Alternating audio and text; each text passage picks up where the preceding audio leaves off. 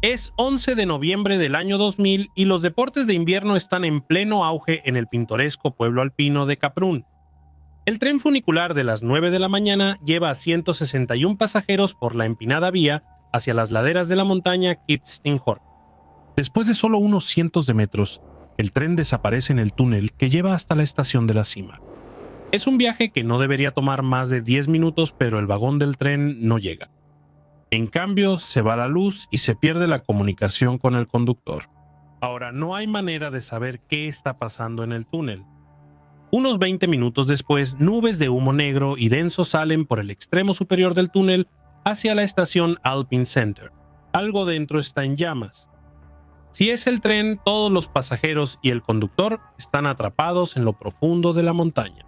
Una trampa de la que es casi imposible escapar. Al final, solo 12 pasajeros desafiaron sus instintos para escapar del desastre del incendio de Kaprun. Evitaron una tragedia que nadie vio venir, causada por un detalle mortal que parecía insignificante. La posibilidad de que se produjera un incendio en el túnel era casi nula. Nunca ha habido un accidente como este en ningún sistema de transporte por cable austríaco.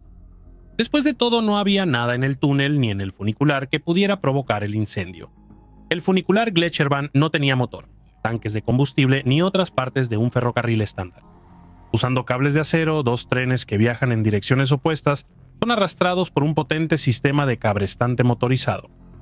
Austria tiene más de 20 de estos ferrocarriles, incluyendo el Glecherbahn Kaprun II, que fue construido en 1974 y modernizado en 1993. La vía única tenía una longitud de 4.265 yardas, de las cuales 3.600 yardas estaban dentro del túnel. Mientras un tren asciende, el otro desciende por la misma vía, cruzándose en el apartadero. Cada uno de los dos trenes constaba de 2 vagones con 8 compartimentos que podían acomodar hasta 180 pasajeros. 2 cabinas estaban ubicadas a cada lado para los conductores responsables de abrir y cerrar las puertas. La mayoría de las personas dentro del tren ese día eran visitantes frecuentes de la estación de esquí de Kaprun y ya habían viajado en el funicular muchas veces antes. Por eso, ninguno de ellos sospechaba que el tren se descompondría, mucho menos que se incendiaría. Este viaje destrozaría su confianza. Thomas Kraus, un pasajero en el compartimiento más trasero, fue el primero en notar que algo sospechoso estaba ocurriendo. Después de solo 20 metros de subida por la vía, vio el tablero de control echando humo en la cabina vacía del conductor detrás de él. Mientras el tren seguía ascendiendo, el humo se volvía más intenso. Luego apareció en el compartimiento de pasajeros, poniendo nerviosa a la gente. Cuando el tren entró al túnel, la ansiedad en el compartimiento se convirtió en pánico. Estaba a punto de desatarse un incendio. Atrapados por la histeria, los pasajeros empezaron a golpear las paredes del compartimiento. No había manera de alertar al conductor en la cabina al otro extremo del tren. El funicular no estaba equipado con alarmas contra incendios, sistemas de intercomunicación ni frenos de emergencia. Desafortunadamente, no había manera de que el conductor pudiera escuchar estas llamadas de auxilio. Un pasajero intentó usar su teléfono móvil para llamar a el centro de servicio, pero no había señal dentro del túnel. El tren siguió avanzando por las vías y adentrándose más en el túnel sin iluminación. Como se temía, el incendio se desató y se propagó por la cabina vacía del conductor en la parte trasera. Luego, 4 minutos después de salir de la estación y a 650 yardas dentro del túnel, el tren se detuvo repentinamente. Los pasajeros supusieron que el conductor estaba al tanto del incendio, pensando que había detenido el tren para evacuar, pero no era así. Las puertas no se abrían. Aún sin saber del incendio, el conductor estaba confundido por la detención del tren. Él no lo hizo, ni tampoco sus colegas en el centro alpino en la cima. El fuego que se propagaba quemó las líneas del sistema de frenos hidráulicos, lo que activó los frenos automáticamente. Paradójicamente, el sistema diseñado para prevenir desastres había puesto a los pasajeros en una trampa mortal. Estaban dentro del tren en llamas, en medio de un túnel de 3.600 yardas de largo, con las puertas aún cerradas y el humo apoderándose del lugar. Los pasajeros dentro del compartimiento más trasero empezaron a buscar una salida. A pesar de todos los esfuerzos, no había manera de abrir las puertas. Erwin Gates, un constructor, empezó a golpear las ventanas con su bastón de esquí en un intento de romperlas.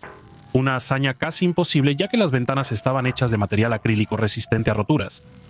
Era una carrera contra el tiempo mientras el fuego comenzaba a entrar en el compartimiento. Gates golpeaba tan fuerte como podía y finalmente logró hacer una grieta en la ventana. El alivio duró solo un segundo cuando Gates descubrió otra capa de vidrio acrílico detrás de la que había roto. La pelea continuó. Varios pasajeros ya se habían desmayado después de inhalar humo tóxico. Finalmente la ventana se rompió y la gente empezó a escapar del tren en llamas. Después de 4 minutos, el conductor finalmente se dio cuenta de lo que había pasado y contactó a la estación de control para pedir ayuda. Le indicaron que abriera todas las puertas de inmediato y dejara que los pasajeros escaparan. Después del mensaje se perdió la conexión. Para complicar aún más las cosas, el sistema hidráulico para abrir las puertas también falló. Por más que el conductor seguía intentando, las puertas no se abrían. El humo estaba entrando en los demás compartimentos, y era solo cuestión de tiempo antes de que el fuego envolviera todo el tren. Por suerte, el conductor estaba lo suficientemente tranquilo como para salir de su cabina y activar el seguro manual de la puerta. Logró abrir todas las puertas, permitiendo que la gente saliera del tren. Fue un momento de alivio para todos los pasajeros al escapar del tren en llamas justo a tiempo. Por un momento parecía que se había evitado el desastre, y así habría sido si los pasajeros no hubieran cometido un error mortal. En la oscuridad total y con sus botas de esquí puestas, los pasajeros intentaron alejarse del fuego, así que subieron cuesta arriba. Mientras luchaban por avanzar por el túnel, no se dieron cuenta de que todo el humo iba en la misma dirección. El ángulo empinado de 30 grados del túnel de Caprún creó un efecto chimenea, lo que provocó que todo el calor y el humo subieran hacia arriba. Ninguno de los pasajeros que subió por las vías sobrevivió. La nube de humo era demasiado densa y la concentración de monóxido de carbono era demasiado alta. Nadie pudo llegar al final del túnel, que estaba a casi 3.000 yardas de distancia. La mayoría se asfixió a menos de 15 metros del tren. Solo un grupo de 12 pasajeros del compartimiento más trasero logró escapar del infierno. Fue un golpe de pura suerte que entre ellos estuviera el bombero voluntario Thorsten Gradler, quien tenía suficiente experiencia para saber que tenían que bajar más allá del fuego. Les gritó a los otros pasajeros: «Conozco las chimeneas y cuando abres el tiro, el fuego sube, así que tienen que bajar. Agárrense de las manos. Créeme, tenemos que bajar». Con Gradler guiándolos, 12 pasajeros pasaron por la cabina del conductor en llamas y llegaron a la zona libre de humo debajo del tren. Se vieron obligados a caminar despacio por el peso de las botas de esquí. A pesar de escapar de la muerte, el humo y las llamas, la agonía del grupo no terminó. Tuvieron que cruzar 650 yardas de la vía dentro del túnel. Con el fuego ardiendo, existía el riesgo de que el cable de arrastre se rompiera y enviara el tren hacia ellos. Por suerte, eso no sucedió y el grupo llegó al extremo inferior del túnel. Se salvaron. Las 150 personas restantes, incluido el conductor, murieron por asfixia al dirigirse hacia arriba en el túnel.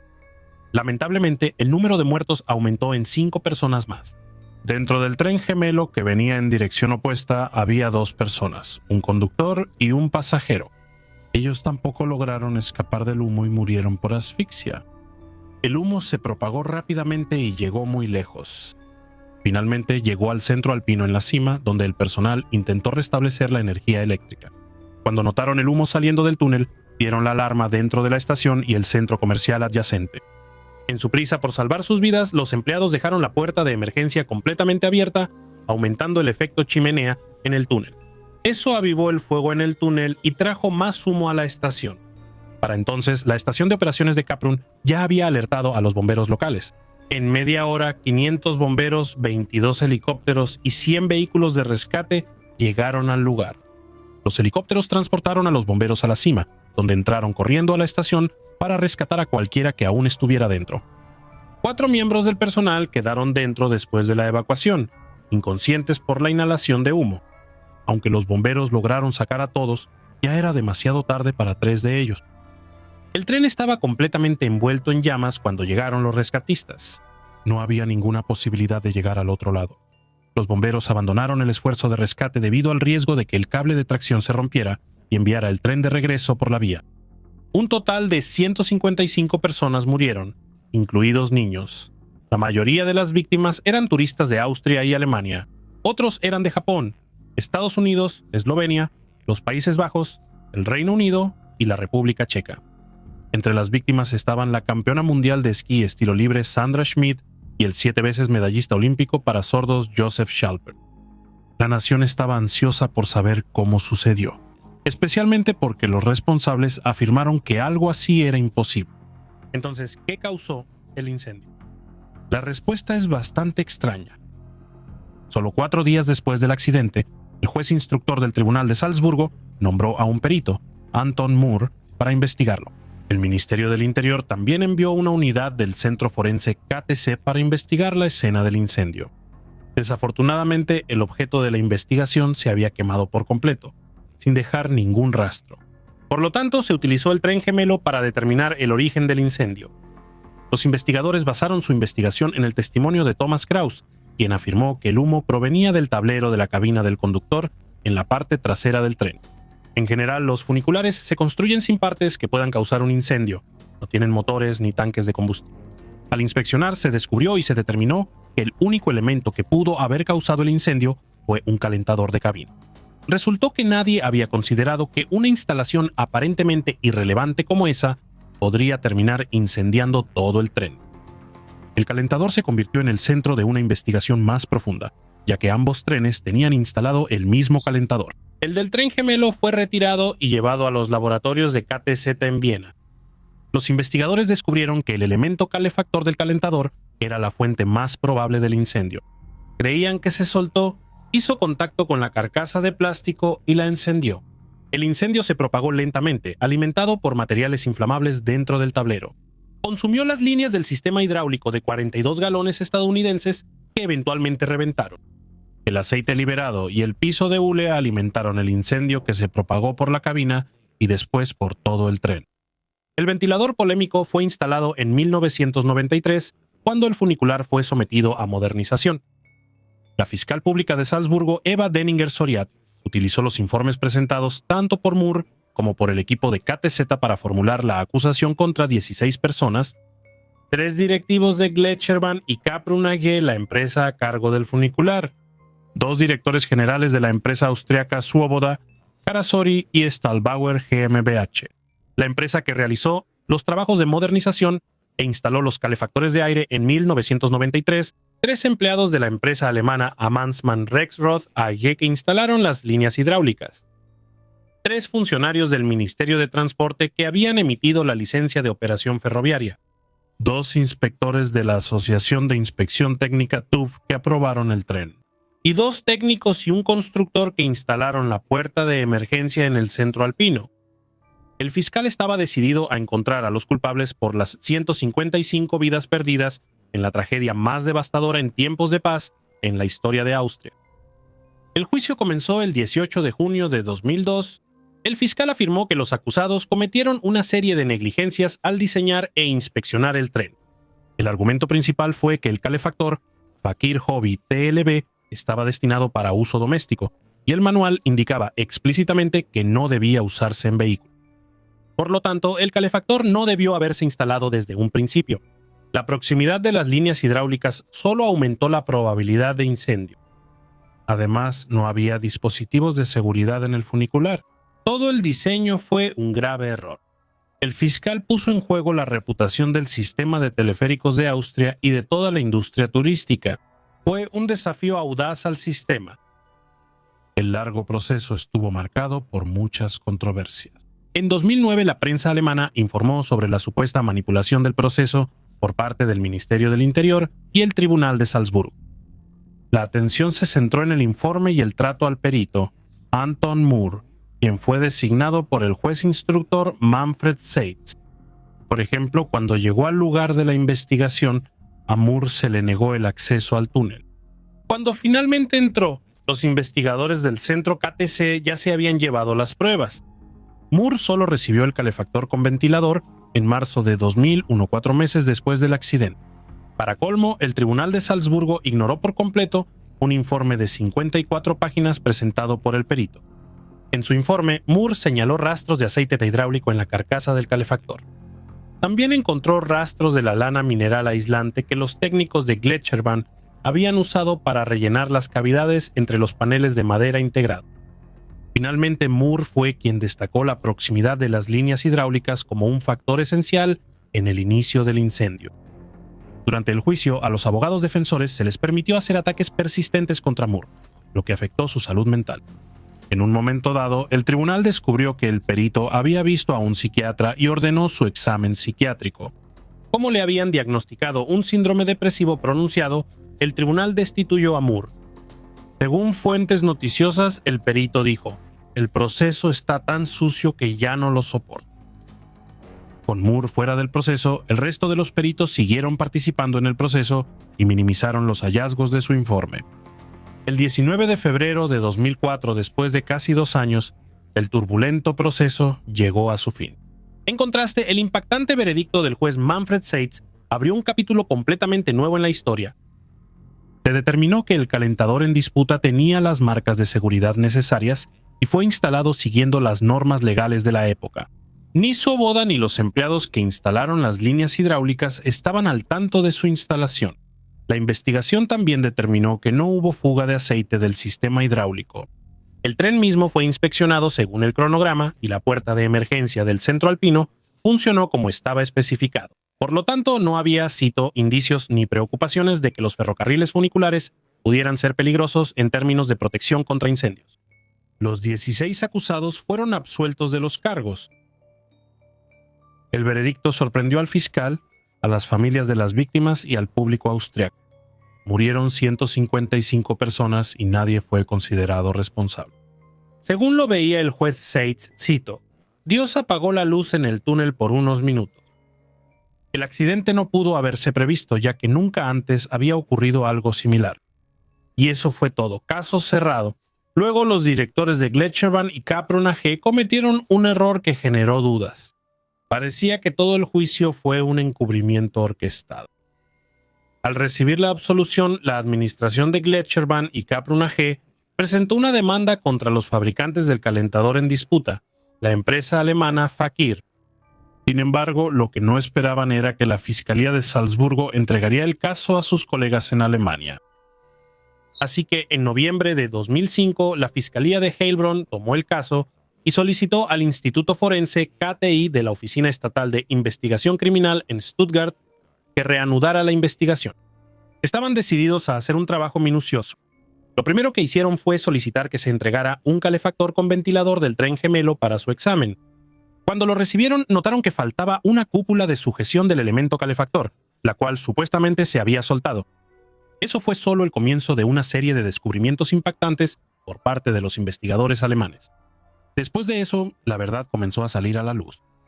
Luego revelaron que el calentador fue desarmado antes de la instalación.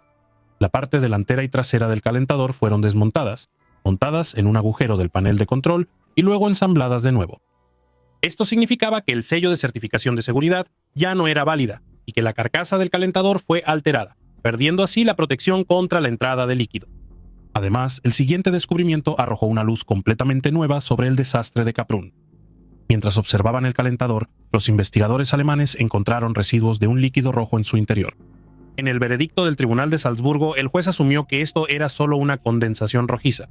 Sin embargo, los investigadores querían hacer más que solo una suposición, así que enviaron una muestra del líquido al laboratorio. ¿El resultado? El líquido rojo era aceite hidráulico, un aceite hidráulico altamente inflamable que ha estado prohibido en la construcción de aviones durante años debido al riesgo de incendio. Esta pista llevó a la conclusión de que las líneas hidráulicas tenían fugas y que el aceite inflamable estaba goteando dentro de la carcasa del calentador. Luego entró en contacto con el elemento calefactor y provocó un incendio. ¿Pero qué hay del informe que afirma que el elemento calefactor se soltó y prendió fuego a la pared trasera de plástico del calentador? Para respaldar la afirmación, los investigadores del Centro Forense KTZ de Austria entregaron un ventilador del tren gemelo con el elemento calefactor doblado y tocando la pared trasera. Sin embargo, los investigadores alemanes fueron rigurosos en su investigación. Según las fotografías de los investigadores austriacos tomadas inmediatamente después del accidente, el elemento calefactor estaba intacto y a una distancia segura de la pared negra de plástico. Concluyeron que durante la inspección, alguien había manipulado el elemento calefactor doblándolo hacia la pared trasera de la carcasa. Con base en todas las pruebas, los investigadores alemanes cerraron el caso contra Fakir. Además, señalaron que, como afirmó el veredicto del tribunal austriaco, el incendio, cito, difícilmente pudo haber ocurrido. Por otro lado, podría producirse un incendio si hubiera aceite hidráulico dentro del calefactor con ventilador. También acusaron a sus colegas austriacos del centro KTC de ser descuidados en la investigación y, aún peor, de manipular las pruebas. Los inspectores alemanes estaban decididos a no dejar que todo el asunto pasara tan fácilmente. Así que en 2008 presentaron cargos contra 4 expertos austriacos por manipulación de pruebas. Ava Denninger-Soria, la fiscal que presentó los cargos iniciales en 2001, quería llevar el caso, pero el Ministerio de Justicia la consideró parcial. Finalmente, en la primavera de 2009 fue asumido por la Fiscalía de Linz, cuyo fiscal realizó un interrogatorio poco riguroso a los expertos acusados. Después de 4 meses de coordinar la decisión con el ministerio responsable, el fiscal de Linz archivó los 4 procedimientos. El Estado de Austria y Glatsch-sur-Bonn y Kaprun AG parecían haberse salvado. Nunca reconocieron la culpa por el desastre de Kaprun. En cambio, intentaron calmar la ira de las familias en duelo con una indemnización del seguro que sumaba un total de 13.9 millones de euros. Sin embargo, 80 de ellos todavía están decididos a llegar tan lejos como sea posible para encontrar al culpable de la muerte de sus familiares. Tras el accidente, el gobierno aprobó una serie de regulaciones para mejorar la seguridad de los pasajeros en los sistemas de transporte por cable. Austria estaba a punto de cumplir con los estándares que Francia y Suiza habían establecido 12 años antes del incidente de Kaprun. El túnel de Kaprun fue sellado después de la tragedia. Las vías y ambas estaciones fueron retiradas. Hoy en día, un memorial en el lugar es un recordatorio de una tragedia que pudo haberse evitado. Mira este episodio a continuación si encontraste interesante este video. Por favor, dale like y deja un comentario si quieres apoyar al canal.